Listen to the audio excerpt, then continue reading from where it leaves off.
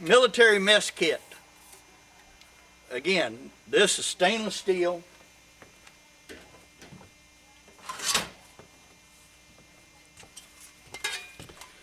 This part serves as a pan.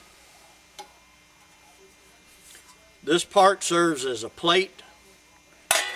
Fits on the top there. See the little loop that you can hang it by or carry it by if you don't have somewhere else to put it. This folds in,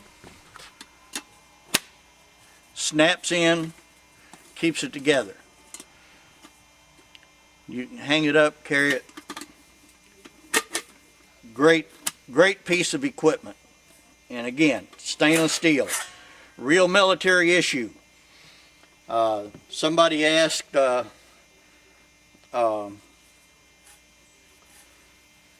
the sleeping gear.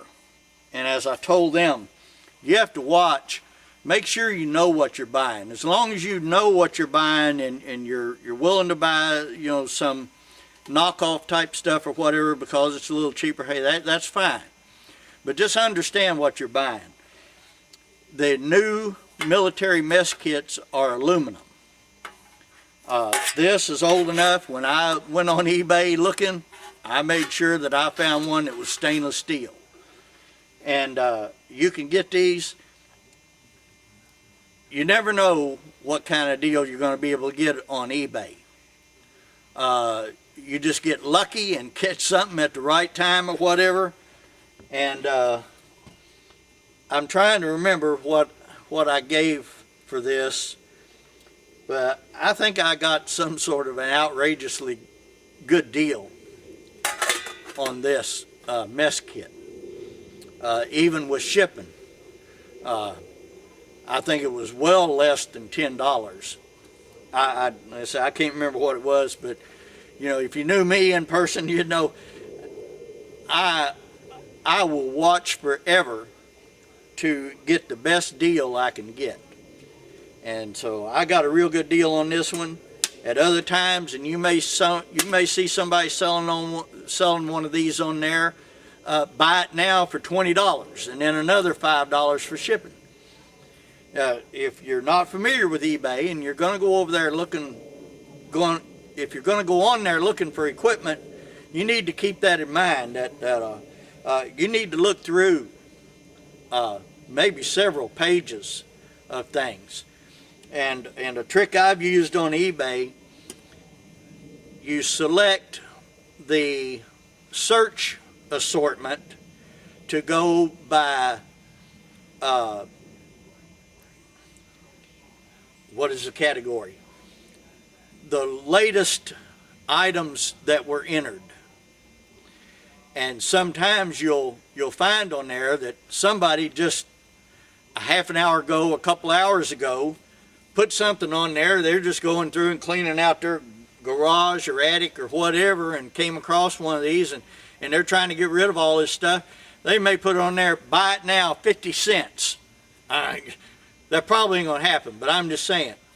You go on there, check the most recently listed items, and you may find a buy it now deal that's great. And I've got some very good deals that way by looking at the things that have just very recently been listed. So, again, now this is actually the Walmart stuff. The older military ones, I don't happen to have. I do have one of the large spoons. But what I like about these, and I didn't find any of the real military ones offhand. Now this is stainless steel, but the military ones that are like this would be even better. And my camera is doing something weird.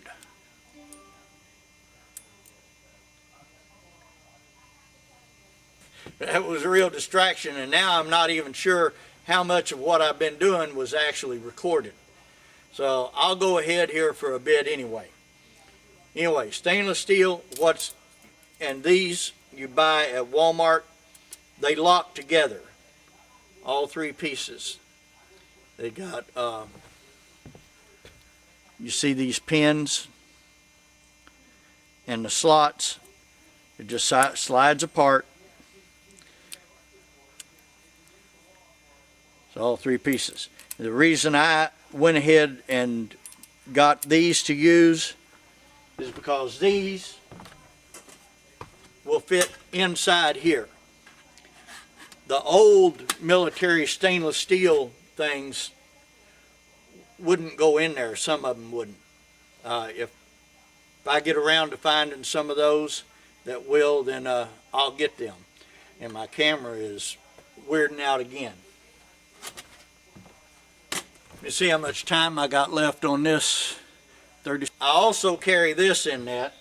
I didn't show you what all I had inside the mess kit. When I finish with stuff, maybe I'll show you how I had stuff packed in it. Space is always at a premium when you're backpacking. So if you can fit things inside of each other some way, good. But I got one of these. This is just a folding, kind of like the Swiss Army knife type thing. All the parts fold out. Knife, fork, spoon, can opener, corkscrew for your nice bottle of wine that you've got out there in the mountains. But folds up. A lot of stuff there, just handy, and it's lightweight. So again, and another cutting tool. It doesn't. Nylon cord. If you can see how thick that is. Now this is only a 50-foot section, and another kind which I don't happen to have any of right at the moment, that is much stronger and sturdier for longer term use, is military parachute cord, or they may call it zip cord. It's usually a camouflage looking color or something, and it'll be about the size of this, but it is very, very strong stuff, and it's not very big. You can carry 100 feet of it easily. 50 feet would probably be about the same as what I have here. And again, you know, a lot of this stuff like this is Coleman stuff. A lot of this you buy it at Walmart. You need rope and good string. I have something else to show you. Let me shut this off just a minute. I didn't bring the other rope out. I need to show you something you can do with a certain type of rope. I'll be right back. Okay, we're back. Now, be sure to notice this. This is not just regular poly rope.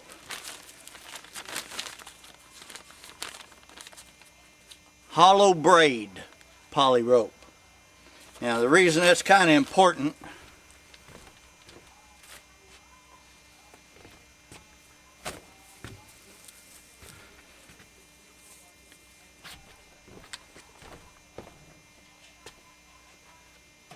now that short piece was hollow braid too. I was going to show you a piece of more regular. Let me tilt this up so I don't have to lean down when I'm explaining things.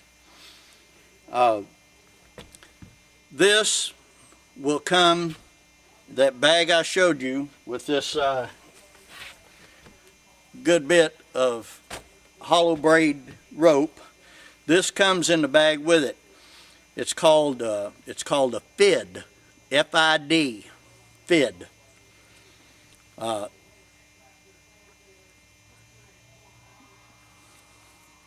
Just to show you both ends of it.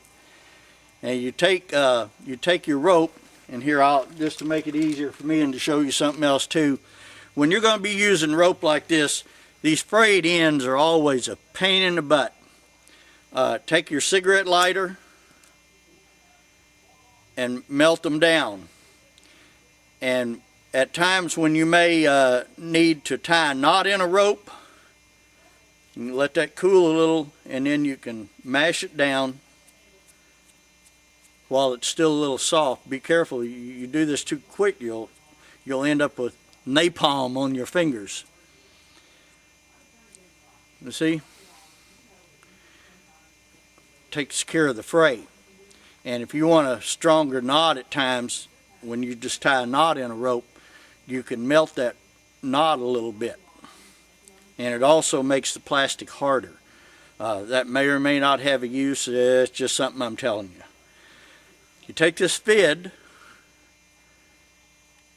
put the end of your rope inside it,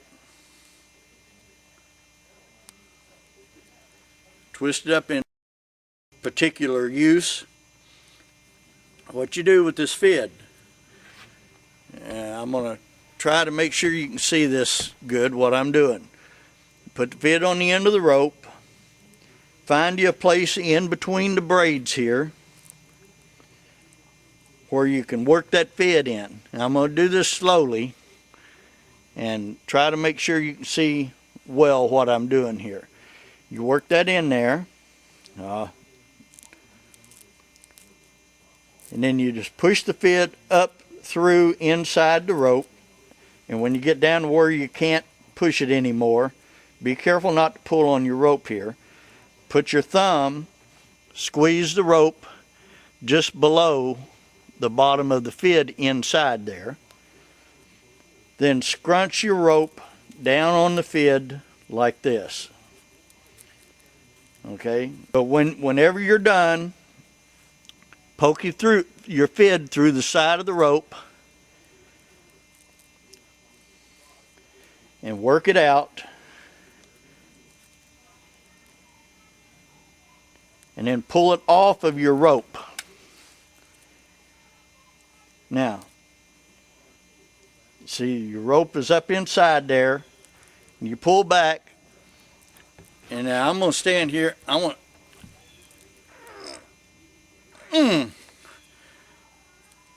you will not pull that out of there. So there's your very strong, clean, permanent loop in the end of your rope. If you want it out of there, you just hold gingerly, lightly, to the outside part of the rope, and look at that. You can just pull it right out of there. But